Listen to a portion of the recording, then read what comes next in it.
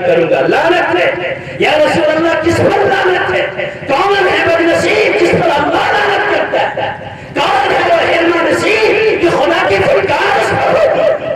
فرمایا جو انسان مرد ہے اللہ نے اسے مرد بنایا ہے لیکن وہ عورت بننے کی کوشش کر رہا ہے, عورتوں کی مشابہت اختیار کر رہا ہے, عورتوں جیسی تہذیب اختیار کر رہا ہے, عورتوں کو ماڈل رول بنا کر ان جیسا سجنے سورنے کا انتظام کر رہا ہے. جو انسان مرد ہو کر عورتوں کا روپ ڈالنے کی کوشش کرے اللہ کی لعنت ہے اس میں. آپ کہو گے کہ دنیا میں کوئی ساڑی تو پہنتا نہیں ہے. کون آخر ایسا ہے کہ جو مرد ہو کر عورت بننے کی کوشش کرتا ہے؟ کوئی ایسا ہے؟ بتاؤں میں کون ہے وہ؟ سر سے غور کرو, سر سے اتنے بڑے بڑے بال سنت ہے, 3 طریقے کے بال بڑھانا بھی سنت ہے. لیکن ہمارے معاشرے بعض لوگ محض فیشن کی بنیاد پر سنت کے اتباع میں نہیں بدنصیب ہو. اگر سنت کی اتباع میں کرتے تو بات سمجھ میں آتی. نبی نے فرمایا سیدھی مانگ نکالنا سنت ہے. امت کے کسی فرد کی سمجھ میں بات نہیں آئی, اور جب کسی فلم تیرے نام میں کسی ہیرو نے سیدھی مانگ نکالی, امت کا ایک فرد اس کے پیچھے پیچھے چل کر کے سیدھی مانگ نکال جائے. شرم آتی جب اللہ کے نبی بتاتے یہ کرو, مومن بتاتا ہے یہ کرو, عالم بتاتا ہے یہ کرو, اس وقت بات سمجھ میں نہیں آتی ہے. جب کہ کوئی غیر اس طریقے کو اپنا کے نہ آ جائے اس وقت تک امت کا کوئی آدمی اسے ہضم نہیں کرتا. تو بڑے بڑے بال کی پہچاننا مشکل ہے کہ مرد ہے یا عورت. اس دور کا ہر نقشہ الٹا نظر آتا ہے, مجنون نظر آتی ہے, لیلا نظر آتا ہے. بڑے بڑے بال ایسے سنت کی کوئی رعایت نہیں. وہ بال تو برداشت کر لیتے لیکن بالوں کی کٹنگ کا انداز تو دیکھو. کٹایا ہے کسی نے تو کٹایا ایسا کہ سمجھ میں آ رہا ہے, کسی نے یہاں سے چھوٹا کرا, بیچ میں مڈا لیا اور اوپر چرکی رکھ لی اور پتہ نہیں کیا کیا کر لیا. اس طریقے سے ہوتا ہے کہ نہیں ہوتا؟ یہ بتاؤ کہ کس نبی نے ایسا کام کیا؟ ارے نبی کی زندگی کے بعد پورے صحابہ کرام کی زندگی کو کھا لو. اگر کم اور ہمت ہے تو خود ہی پڑھو, اگر چاہیے ہو تو سنو.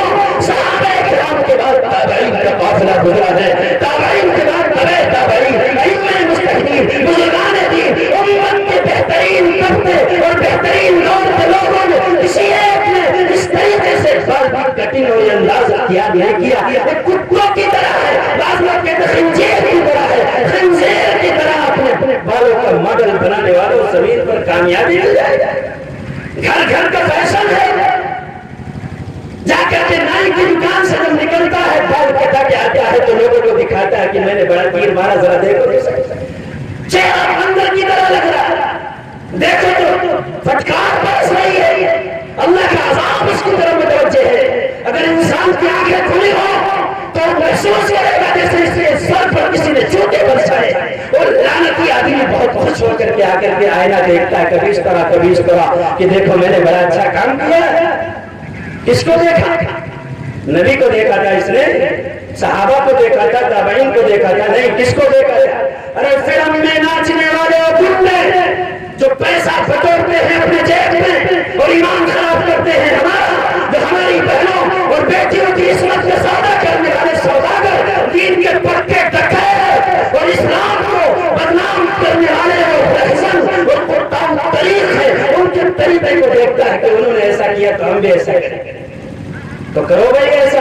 کل قیامت کے دن ایک مجلس تو اللہ کے نبی کی ہوگی, ایک طرف تو نبی ہوں گے اور نبی کے جھنڈے کے نیچے صحابہ اور ان کے ساتھ تابعین ہوں گے, اور جنتی گروہ ہوگا, اصحاب الیمین ہوگا, اولئک حزب اللہ, وہ کامیاب لوگ ہوں گے, وہ جنتی لوگ ہوں گے, اللہ کی رحمت میں ہوں گے, اللہ کے قرب میں ہوں گے, اللہ کے عذاب سے دور ہوں گے, حساب و کتاب سے دور ہوں گے, نیک لوگ ہوں. اور ایک طرف یہ جتنے خان جان پہچان ان کا قافلہ ہوگا, لعنت برس رہی ہوگی, دوزخ چیخ رہی ہوگی کہ مہلک مل جائے تو ان کو لقمہ اجل بنا لو. جہنم کی سزا دہار رہی ہوگی کہ ان کو جلدی سے اپنے آغوش میں لے کر ایسا بھیجو تاکہ دنیا کے لوگوں کو پتہ چل جائے کہ نافرمانوں کا انجام کیا ہوگا. اب بتاؤ کہ نبی والے گروہ کے پاس ہوں گے, یہ وہ گروہ جو اللہ کا باغی اسلام کا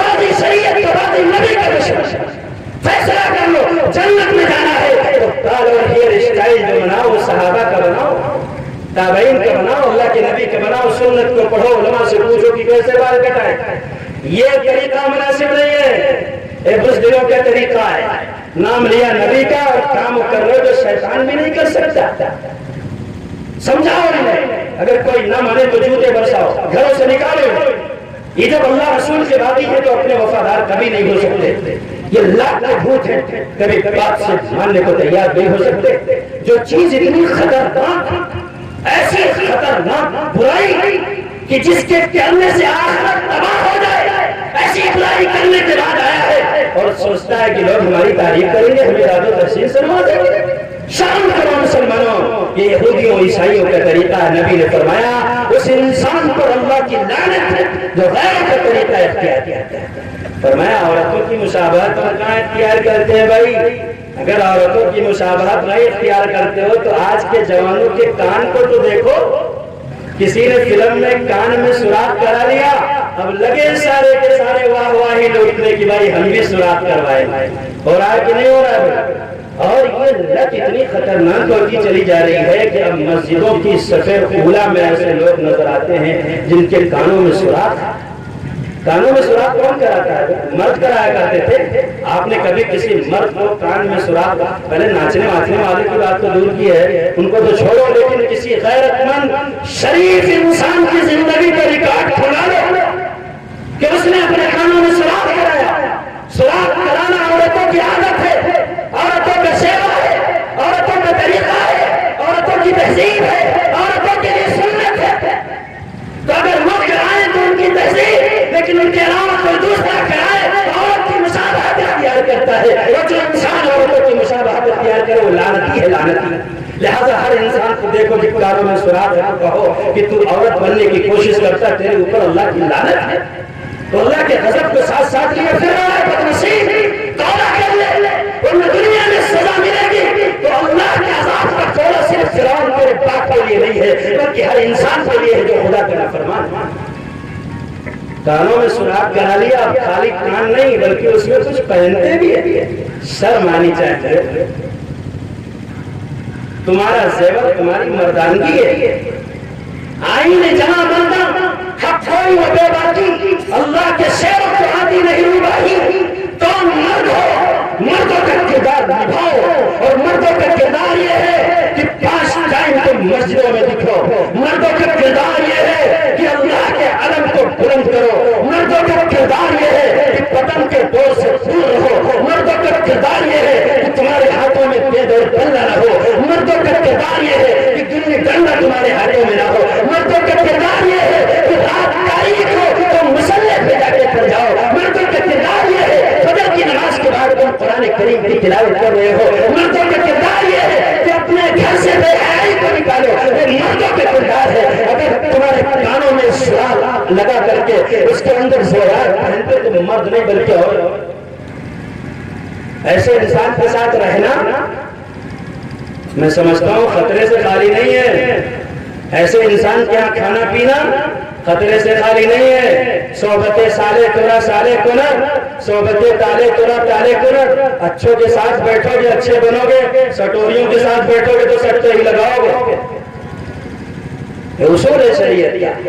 تو فرمایا اللہ کے نبی صلی اللہ علیہ وسلم نے کہ لعنت ہے اس مرد پر جو عورتوں کی مشابہت اختیار کرتا ہے۔ اب اس نے جو ہے کانوں میں بالی پہنی اور کیا مشابہت اختیار کی؟ انگلیوں میں کئی انگوٹھی، انگلیوں میں کئی انگوٹھی، اور انگوٹھی بھی کس کی؟ سونے کی۔ محمد کا فتویٰ ہے کہ سونے کی انگوٹھی حرام ہے مرد کے لیے۔ نبی نے فرمایا میری امت کے مردوں کے لیے سونا حرام، عورتوں کے لیے جائز ہے۔ جس چیز کو نبی نے عورتوں کے لیے خاص کیا ہو، آج امت کے مرد اپنے ہاتھوں میں سونے کی انگوٹھی ڈال کے فخر محسوس کرتا ہے۔ اگر یہ کردار رہے گا کھلانا، عورتیں بننے کی کوشش کرو گے تو بزدل بنا دیے جاؤ گے، بے غیرت بنا دیے جاؤ گے، بے امیت اور جاہل بنا دیے جاؤ گے۔ جو چیز حرام ہے اس سے دور رہنے کی کوشش کرو۔ شادی ہو رہی ہے تو بھائی عورتیں مہندی لگا رہی ہیں تو دولہا میاں کو پکڑا گیا کہ آپ بھی مہندی لگا لو۔ اس نے لگا لیا کہ زندگی میں ایک بار بھی شادی ہو رہی ہے کہ روز روز تھوڑی لگانا ہے، مہندی لگا لی۔ اس نے سوچا کوئی گناہ نہیں ہے، شوق سے لگا لیا۔ ماں کہتی ہے ایسے لوگ پہچانے لیں کہ دولہا آگے کو لگا لے تاکہ لوگوں کو پتا چلے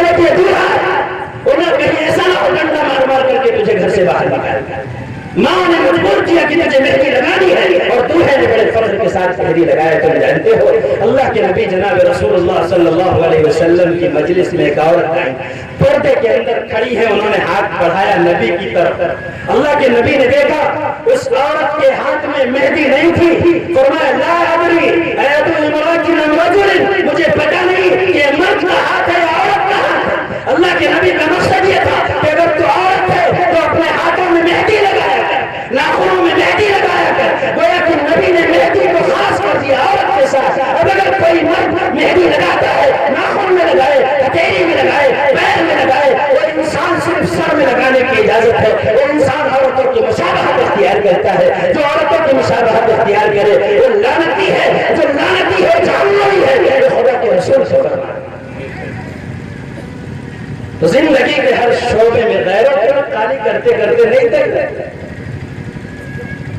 اللہ کے نبی صلی اللہ علیہ وسلم نے فرمایا لعنت ہو اس عورت پر جو مردوں جیسی مشابہت اختیار کرتی ہے.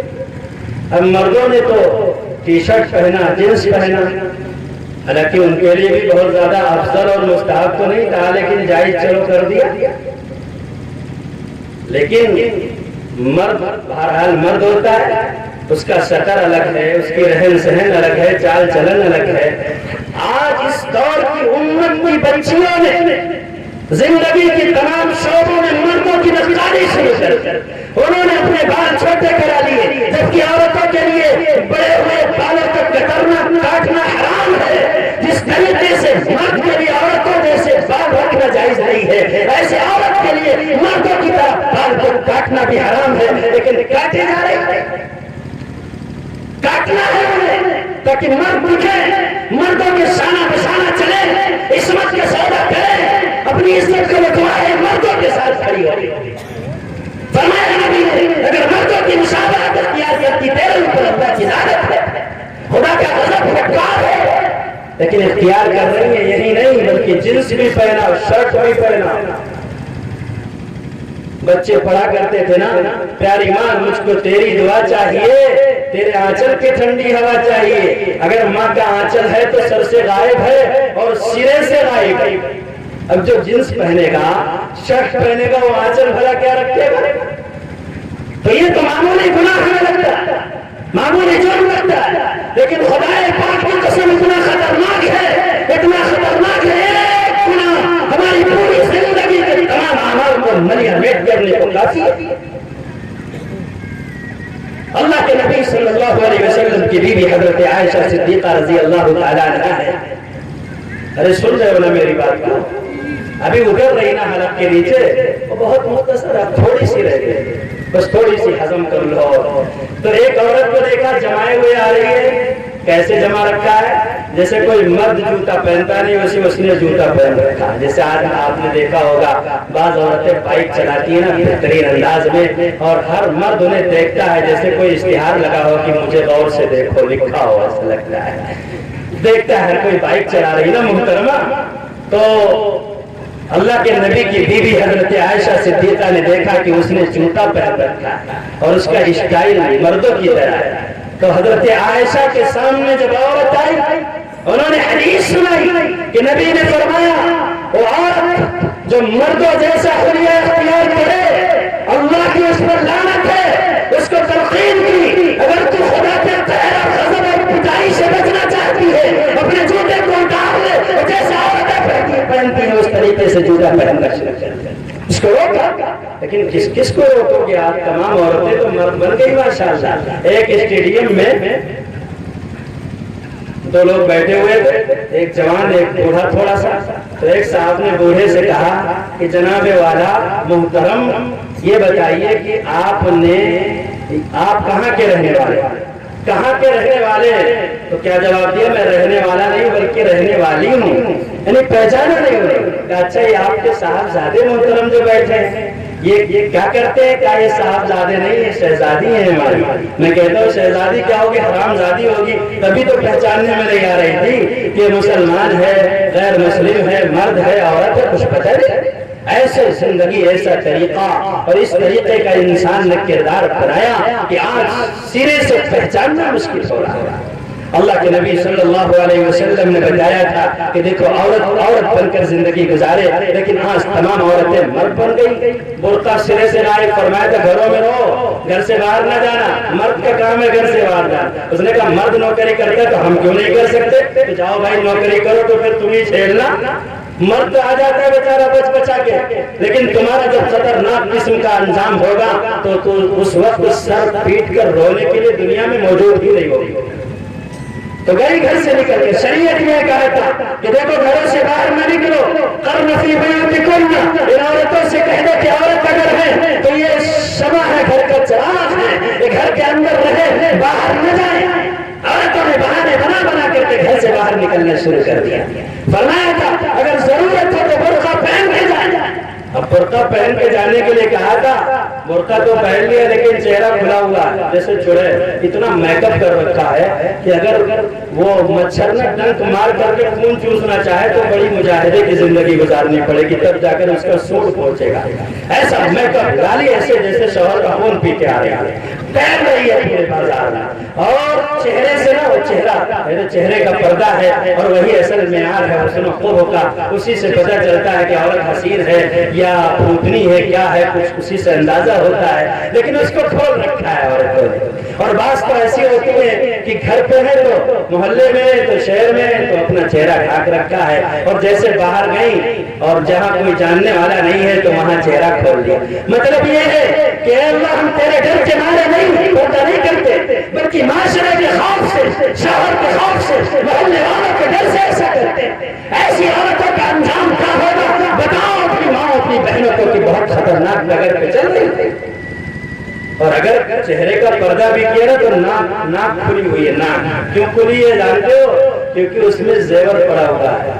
اب ناک میں زیور ہے تو دکھائیں گے نا کہ ارے بھائی ان کے میاں، ان کے شوہر، ان کے خاوند بڑے مالدار ہیں، ان کو تو زیورات پہناتے ہیں، سجا بجا کے رکھتے دلہن ہیں، محض اپنے زیورات کی نمائش کے لیے آج کی عورت ناک کھول کر کے جاتی ہے۔ شرم کرو ایسے معاشرے کو، اللہ رحمت کی نگاہ سے کبھی بھی نہیں دیکھ سکتا جس معاشرے میں مسلمان عورتوں کا یہ کردار ہو۔ اور اگر برقع پہن لیا نا تو برقع کیسا دلایا ہے میاں نے؟ اس طریقے سے دلایا۔ آج کل تو ایسا برقع پہنتی ہیں کہ جیسے لگتا ہے کسی نے اس پر زور زبردستی کر کے اسے پھاڑ رکھا ہو، ایسے بالکل جھالر ہے، جیسے کوئی چیز نوچ کر کے تار تار کر دیا جائے، بالکل اس کو اسی انداز میں ڈیزائننگ کر کے بنایا جاتا ہے۔ ذرا پوچھو تو صحیح، بعض عورتیں ایسی ہیں کہ بہترین قسم کا برقع، بڑھیا ہو گئی 60-70 سال کی عمر ہے، لیکن برقع پہننے کے بعد پتہ ہی نہیں چلتا کہ یہ کوئی جوان عورت ہے یا کوئی دوشیزہ ہے یا کوئی بڑھیا، کچھ معلوم نہیں۔ مسلمانوں، جب امت کی ماں کے پردے کا یہ خطرناک مزاج بن جائے تو پھر ان ماں کے گود سے خالد بن ولید جنم نہیں لیتے ہیں، پھر ان ماں کے گودوں میں موسیٰ بن بشیر پرورش نہیں پاتے، ان ماں کے گودوں میں طارق بن زیاد نہیں پلتے ہیں، ان ماں کے گودوں میں صلاح الدین ایوبی نہیں جنم لیتے ہیں، ان ماں کے گودوں میں مولانا قاسم نانوتوی نہیں جنم لیتے ہیں، ان ماں کے گودوں میں علامہ انور شاہ کشمیری نہیں پلتے ہیں، ان ماں کے گودوں میں سید سلیمان ندوی اور ابو الحسن علی میاں ندوی نہیں پلا کرتے۔ جب مائیں ایسی کھلاوت کردار ادا کرنے پر آئے تو ان ماں کے گودوں میں ابلیس پیدا ہوتے، شیطان کے بچے جنم لیتے ہیں جو ماں کی بدنامی کا سبب بنتے ہیں، باپ کی بدنامی کا سبب بنتے ہیں اور معاشرے کو جہنم بنانے میں کردار ادا کرتے ہیں۔ اس لیے اللہ کے نبی صلی اللہ علیہ وسلم نے فرمایا کہ اگر کامیابی چاہتے ہو، کامرانی چاہتے ہو تو کرنے کا کیا کام ہے بھائی؟ فرمایا شریعت، ہمارا دین، ہمارا مذہب، ہمارے نبی کا طریقہ، نبی کی سنت وہی اپناؤ، اور خلاف راہ پیغمبر قدم جو بھی اٹھائے گا کبھی رستہ نہ پائے گا، کبھی منزل نہ پائے گا۔ خدائے پاک کی قسم، کسی بھی سمت چلے جاؤ، تم جاؤ شملہ کی وادیوں میں، مسور کی وادیوں میں چلے جاؤ، نینی تال کی ترائیوں میں چلے جاؤ، سکون نہیں ملے گا اگر تم شریعت کے بانی ہو۔ عافیت چاہو تو دامن اسلام میں وہ دریا ہے کہ جس میں ڈوبتا کوئی نہیں۔ میں کہتا ہوں کہ اگر تم اپنی زندگی کو شریعت کے مطابق بنا لو، غیرت نقالی سے بچو، آج بھی ہو جو براہیم شریعہ پیدا آگ کر سکتی ہے، انداز پولیس نہ پیدا، اس کی نظر کرم جو ہو جائے میرے دشمن دشمن مفید بن جائیں، اے خدا میری قوم کے بچے خالد ابن ولید بن جائیں۔ وآخر دعوانا الحمدللہ رب العالمین۔ جزاک اللہ۔